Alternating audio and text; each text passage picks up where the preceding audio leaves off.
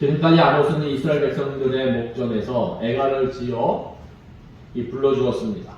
여기에 대해서 이스라엘 백성들이 과연 어떠한 감정을 느끼게 되었겠습니까? 한번 가정해 봅니다. 어떤 사람이 갑자기 여러분 곁에 나타났습니다. 그리고는 여러분이 아직도 건강하고 잘 살고 있는데 여러분이 죽었다고 하면서 장성곡을 처량하게 부슬프게 부른다면 여러분은 어떤 마음을, 어떠한 기분이 들겠습니까? 좋은 마음 갖겠습니까? 껄끄러운 마음, 불편한 마음을 갖겠습니까? 아마 저 사람 누구지? 미쳤나? 내가 이와 같이 사지가 멀쩡하고 건강한데 왜 저러지? 별난 생각을 다 하게 될 것입니다. 이스라엘 백성들도 마찬가지입니다. 그들은 아모스를 오히려 미친 사람으로 생각했을 것입니다.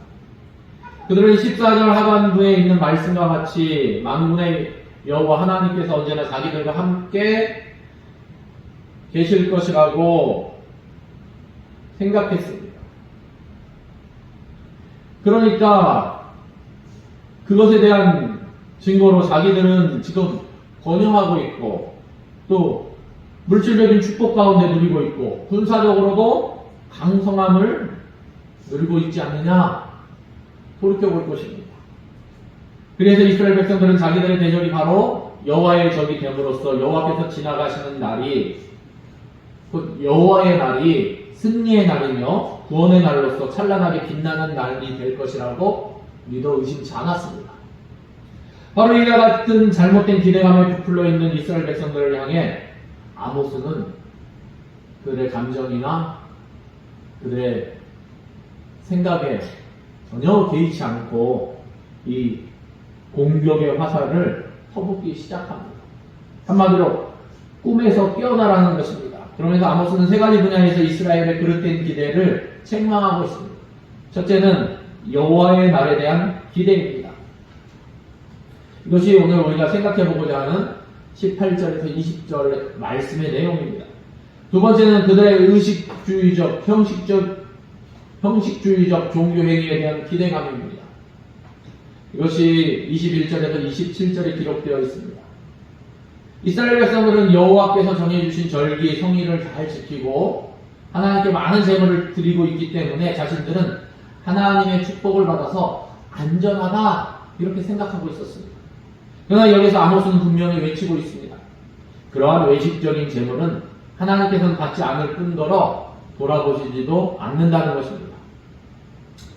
그리고 마지막 세 번째로는 이스라엘의 군사적, 경제적 부강으로 인한 현실적 만족감입니다. 이것은 6장 1절에서 14절에 기록되어 있습니다. 이스라엘 백성들은 자기들이야말로 군사적으로 안전하고 물질적으로도 이 풍성함으로 현실적으로 그 어떤 어려움도 느끼지 않고 있기 때문에 대단히 만족하고 살아가고 있었습니다. 여기에 대해서 아모스는 그들이야말로 참으로 어리석은 자들이라고 지적하면서 마지막 14절에서 군사적으로 교만한 이스라엘 백성들이 결국 한 나라에 의해서 멸망당하게 될 것이다 분명하게 선포하고 있습니다. 오늘은 이 세 가지 중에서 제일 먼저 해당하는 여호와의 날에 대한 이스라엘의 그릇된 기대감을 이 아모스 선지자가 책망하는 내용입니다.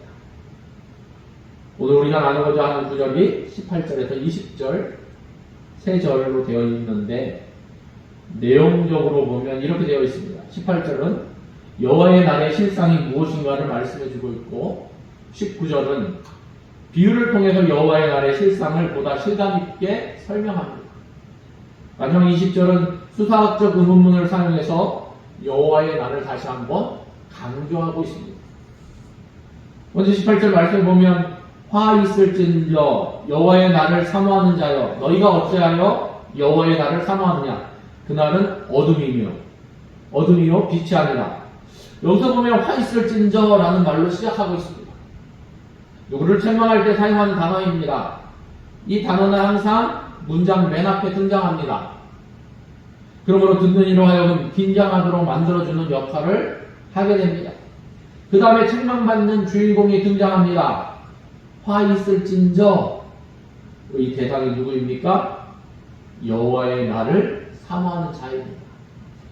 18절에 나오는 여호와의 날을 바로 앞에 나오는 17절과 연결하면 여호와의 날은 정체가 과연 무엇이겠습니까? 17절 말씀에 보면 모든 포도원에서 울리니 이는 내가 너희 가운데로 지나갈 것입니다. 여호와의 말씀입니다. 여호와의 날이란 과연 무엇이겠습니까? 여호와 하나님께서 어떻게 하시는 날이라는 것입니까? 한마디로 하나님께서 인간들 사이에서 지나가시는 날입니다. 바로 그날은 큰 역사가 일어나는 날입니다. 이스라엘 백성들이 이 날에 대해서 어떻게 생각을 했겠습니까? 좋은 의미로는 여호와께서 지나가시는 날은 빛의 날, 구원의 날, 승리의 날이라고 생각했을 것입니다. 아모스 2장 9절에 보면 내가 아모리 사람을 그들 앞에 멸하였나니 그 키는 백합목의 높이 같고 강하기는 상수리 나무 같으나 내가 그 위의 열매와 그 아래의 뿌리를 진멸하였느니라.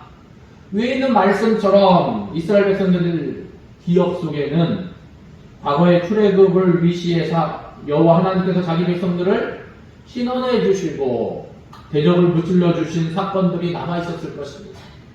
그래서 그들은 여호와께서 지나가시는 그날, 곧 여호와의 날은 자기들에게 있어서 승리하는 승리의 날이 될 것임을 기대하며 생각했던 것입니다.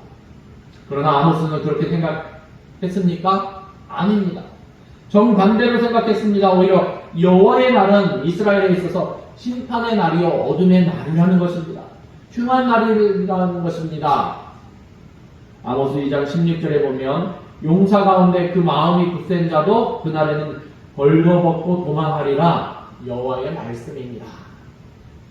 또 아모스 3장 14절에도 내가 이스라엘의 모든 죄를 보응하는 날에 베델의 제단들을 벌하여 그 제단의 뿔들을 꺾어 땅에 떨어뜨리고, 또 아모스 8장 3절에 그날에 궁전의 노래가 애곡으로 변할 것이며 곳곳에 시체가 많아서 사람이 잠잠히 그 시체들을 내어버리리라. 주 여호와의 말씀입니다.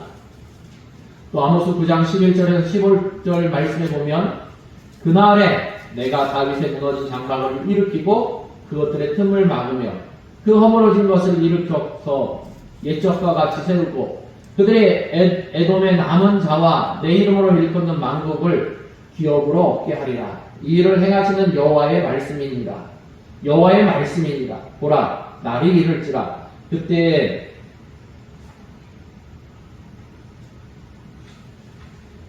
파종하는 자가 곡식 추수하는 자의 뒤를 이으며 포도를 밟는 자가 씨 뿌리는 자의 뒤를 이으며 산들은 단 포도주를 흘리며 작은 산들은 녹으리라. 내가 내 백성 이스라엘이 사로잡힌 것을 돌이키리니 그들이 황폐한 성읍을 건축하여 거주하며 포도원들을 가꾸고 그 포도주를 마시며 과원들을 만들고 그 열매를 먹으리라. 내가 그들을 그들의 땅에 심으리니 그들이 내가 준 땅에서 다시 뽑히지 아니하리라. 내 하나님 여호와의 말씀이니라. 여기서 이스라엘이 멸망한 뒤에 다시 회복되는 장면이 묘사되어 있습니다. 이때는 심판의 날이 바뀌고 축복의 날이 되는 것이지요. 이 한 곳을 제외하고서는 여호와의 날이 좋은 의미가 아니라 전부 좋지 못한 의미로 사용되고 있음을 볼 수 있습니다. 여호와의 날에 대해서 이스라엘 백성들은 아모스사에 보는 견해가 서로 상반되는데 문제가 있습니다. 이스라엘 백성들은 어떻게 생각했습니까? 한마디로 표현하면 승리 또는 구원이라고 생각했습니다. 그러나 아모스는 어떻게 생각했습니까? 심판 또는 멸망이라고 정반대로 생각했던 것입니다. 그 다음에 보면 아모스는 본문에서 이스라엘 백성들이 기대하고 있는 바가 잘못되었음을 일깨워주고 있습니다. 그래서 하나의 질문을 던지고 있습니다. 너희가 어찌 여호와의 날을 사모하냐? 이 질문이 유도하는 바가 무엇입니까? 여호와의 날을 사모하는 것이 잘된 것이라는 말씀입니까? 그렇지 않으면 잘못된 것이라고 말씀하고 있는 것입니다. 너희가 어찌 이 한마디로 아무런 소용없는 일을 하고 있다는 뜻입니다. 18절 마지막을 보면 그날은 어둠이요 빛이 아니라 여기서 그날이란 여호와의 날입니다. 여호와의 날의 실상이 무엇인지 비로소 설명해 주고 있습니다. 여호와의 날의 실상이 무엇입니까? 한마디로 어둠이라는 것입니다. 여기서 어둠이라는 것은 심판 또는 재앙과 파멸을 상징적으로 묘사하는 말입니다. 반대로 빛은 무엇을 상징하는 것이겠습니까? 구원과 승리를 상징합니다. 그렇다면 이스라엘은 여호와의 날을 무엇이라고 생각을 했습니까? 그들에게 한마디로 빛 그리고 자기들의 적에게는 어둠이라고 생각했을 것입니다. 그것을 아모스가 완전히 180도 뒤집어 놓은 것입니다. 범죄한 너희들에게 있어서 그날은 어둠이지 결코 빛이 아니라는 사실을 분명히 못 받고 있는 것입니다. 19절로 넘어갑니다. 마치 사람이 사자를 피하다가 곰을 만나거나 혹은 집에 들어가서 손을 벽에 대었다가 뱀에게 물린 같도다. 아모스는 자신이 하고자 하는 말을 실감 있게 표현하기 위해서 하나의 비유를 들어서 설명하고 있습니다. 여기 한 가지 질문을 던질 수 있습니다. 19절에 나오는 사건이 한 가지 사건의 연속입니까? 그렇지 않으면 따로 독립된 두 가지 사건입니까? 다시 말해서 한 사람이 사자를 피했다가 그 뒤에 곰을 만나고 그것을 피했다가 뱀에게 물린 것입니까? 그렇지 않으면 사자를 피했다가 곰을 만난 사람과 손에 벽에 손을 대었다가 뱀에게 물린 사람이 서로 다른 사람이냐 하는 것입니다. 물론 이것을 두 가지로 따로 생각하는 사람이 없는 것은 아닙니다. 그러나 동일한 사건으로 보는 것으로 우리가 더 이해하기 쉽습니다. 서로 다른 사건으로 보면 어떤 사람이 벽에 손을 대는 이유가 무엇인지 불분명합니다. 왜 사람이 집에 들어가서 벽에다 손을 대겠습니까? 사자를 피하고 곰을 피했으니까 얼마나 기진맥진하겠습니까? 그리고 집에 들어와서 지친 몸을 가를 길이 없어서 안도의 한숨을 쉬면서 손을 벽에 대는 것입니다. 이제는 위험이 다 피했다고 생각하는데 사실은 그것이 아니라는 것입니다. 무엇이 그 속에서 또 기다리고 있었습니까? 무서운 뱀이 기다리고 있었다는 것입니다. 한마디로 죽음을 피할 수 없다는 것 아니겠습니까? 죽음을 피했다고 생각하지만 그렇지 않다는 뜻입니다. 예기치 못한 위험이 계속 도사리고 있어서 결국은 죽음을 피할 수 없게 된다는 뜻입니다.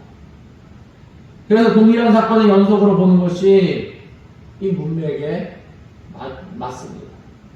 아마도 이스라엘 백성들은 과거 자신들이 걸어온 역사적 발자취를 쭉 생각해 보았는지 모르겠습니다. 그들은 역사적으로 많은 어려움을 겪었습니다. 그러나 어려움이 있을 때마다 그들은 용케 잘 피해왔습니다. 그래서 이번에도 그 어려움을 극복할 수 있을 것이라고 생각했을지도 모르겠습니다. 그러나 이번만큼은 사정이 다르다는 것입니다. 절대로 이번만큼은 죽음을 피할 수 없는 상황이라는 것을 아모스 선지자는 이스라엘 백성들에게 비유를 들어서 설명해 주었습니다. 여러분, 아모스의 본래 직업은 무엇입니까? 목자였습니다. 그래서 아모스는 시골에서 일어나는 일들을 누구 못지않게 잘 알고 있었을 것입니다. 여기에 등장하는 비유도 자신의 체험을 통해서 알 수 있는 내용이 아니겠습니까? 이 본문을 조금 더 살펴보면 마치 사람이 사자를 피하다가 곰을 만나거나 혹은 집에 들어가서 손을 벽에 대었다가 뱀에게 물린 같도다. 제일 첫 단어가 마치로 시작하고 있습니다. 마치. 그리고 제일 마지막 단어가 뭐뭐 같도다. 여기서 마치 뭐뭐 같도다 라고 하는 것의 주체가 무엇입니까? 무엇이 마치 그런 일을 당하는 것 같다는 말씀입니까? 18절에서 지금까지 무엇을 설명하고 있습니까? 여호와의 날입니다. 그러니까 19절에서도 여호와의 날을 설명해 주고 있는 것입니다. 여호와의 날이 마치 이러이러함 같다고 하는 것입니다. 그 다음에 사람이 사자를 피하다가 곰을 만나거나 라고 했습니다. 사자를 피했더니 무엇을 만납니까? 곰을 만났습니다. 여러분, 사자가 무서울 것 같습니까? 곰이 무서울 것 같습니까? 둘 다 무섭습니다. 간혹 곰이 사람을 죽이고 잡아먹었다는 이야기가 뉴스에 나오죠. 네. 미국이 좋다고 이민을 가는데 어떤 주에서는, 어떤 마을에서는 곰과 함께 살아가는 그러한 마을들도 있습니다. 그 마을에 곰이 자주 출몰하죠. 그런 나라들이 있습니다. 일본도 마찬가지로 산에 가면 곰이 있고, 우리나라도 풀어놓았죠. 자연에서 살라고 몇 마리, 지리산에. 사실 둘 다 똑같습니다. 나무도 잘 오릅니다. 네. 나무 위로 올라오면 괜찮겠지. 그러나 그게 아닙니다. 곰이 목표를 정하면 무섭습니다. 그리고 곰이라고 하면 미련하고 둔한 동물이라고 생각할 수 있지만 사실은 사자보다 힘이 더 세기 때문에 더 큰 피해를 줄 수 있습니다. 오늘 말씀을 계속 보면 어떤 사람이 들에서 처음에는 사자를 만났다가 용케도 사자를 피했습니다. 그런데 그 다음번에는 더 사나운 곰을 만났습니다. 또 그것을 피하려고 죽어라고 도망쳐서 겨우 집에 곧 돌아갔습니다. 이제는 살았구나 하면서 지친 몸을 가누기 위해 손을 벽에 대고 기대었습니다. 그런데 어떻게 되었다고 말씀하고 있습니까? 뱀에게 물리고 말았습니다. 어떻게 보면 속된 말로, 세상적인 말로 재수가 없는 사람입니다. 여기서 뱀에게 물렸다는 말의 뜻이 무엇이겠습니까? 뱀에게는 무엇이 있습니까? 독이 있습니다. 사람을 죽이는 치명적인 독이 있습니다. 그래서 민수기 21장 6절에 보면 이스라엘 백성들이 광야에서 하나님을 원망하다가 하나님이 무엇을 보내서 물게 하셨습니까? 불뱀을 보내서 많은 사람이 물려 죽었던 사실을 우리는 기억하고 있습니다. 에레미야서 8장 17절에 보니까 여호와의 말씀이니라. 내가 술법으로도 제어할 수 없는 뱀과 독사를 너희 가운데 보내리니 그것들이 너희를 물리라 하시리라. 뱀은 독을 가지고 있습니다. 따라서 여기서 뱀에게 물렸다는 말은 사망을 의미하는 말입니다. 다시 한번 정리해보면 사자를 피했다가 곰을 만나고 곰을 피해서 집에 들어왔지만 뱀에게 물렸다는 비유가 뜻하는 바가 무엇이겠습니까? 첫째로 죽음은 피할 수 없다는 뜻입니다. 둘째는 죽음이 들에만 있는 것이 아니라 이스라엘 도처에 다 있다는 말씀입니다. 그리고 지금 무엇을 설명하기 위해서 이 비유를 사용했습니까? 무엇이 피할 수 없을 정도로 도처에 깔려있는 죽음과 같다는 것입니다. 여호와의 날입니다. 여호와의 날이 한마디로 이스라엘 백성에게는 죽음을 가져오는 날이라는 것입니다. 그런데도 이스라엘 백성들은 여호와의 날을 오히려 사모하고 있었습니다. 그것이 얼마나 어리석은 일입니까? 그래서 어리석도다, 슬프다라는 뜻으로 이 18절을 시작하면서 하 있을진저 이 말로 아모스는 자신의 하나님께 받은 말씀을 선포하기 시작한 것입니다. 20절에 보니까 여호와의 날은 빛이 없는 어둠이 아니며 빛남 없는 캄캄함이 아니냐. 20절은 18절 하반절에 있는 말씀, 그날은 어둠이요 빛이 아니라 말씀을 재강조하고 있습니다. 여기 20절에서는 이 사실을 강조하기 위해서 의문문 형태로 말해주고 있습니다. 질문이 몇 개입니까? 2개입니다. 질문에 대한 대답이 예입니까? 아니면 아니요라는 대답입니까? 대답은 당연히 그렇다입니다. 여호와의 날은 어두워서 빛이 없다는 말이 맞다는 것입니다. 그리고 캄캄해서 빛남이 없음이 맞다는 것입니다. 대답은 예입니다. 실제로 몰라서 물어보는 것이 아니라 스스로 잘 알고 있는 사실을 다시 한번 확인하기 위해서 일부러 질문을 던지는 것을 수사학적 의문문이라고 합니다. 또 여기에 보면 18절 하반부보다 좀 더 강한 의미를 주기 위해서 똑같은 단어를 다시 한번 반복해서 사용했는데 그 뒤에 그것보다 더 강한 의미의 단어들을 사용하고 있습니다. 앞에는 어둠이라는 말 대신에 20절에서는 그 어둠을 한층 더 강조해주기 위해서 무슨 단어를 사용했습니까? 캄캄하다. 이 캄캄하다는 것입니다. 새까맣다는 말입니다. 매우 어감이 강한 말입니다.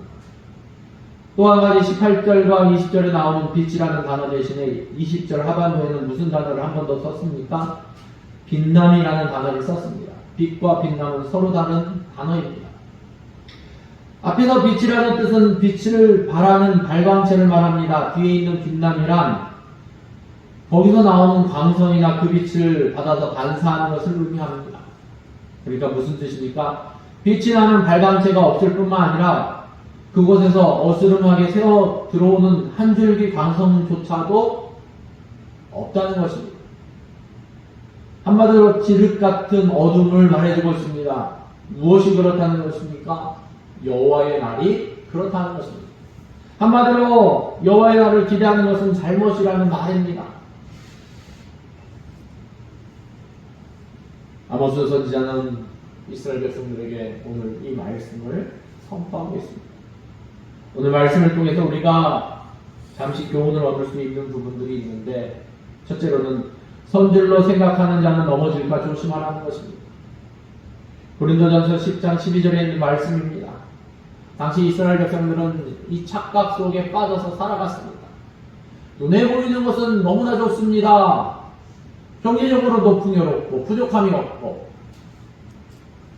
군사적으로도 강력하고 종교적으로도 하나님을 믿는다고 하나님께 예배드리는 일이 어렵지 않았습니다. 모든 게 좋아 보였습니다.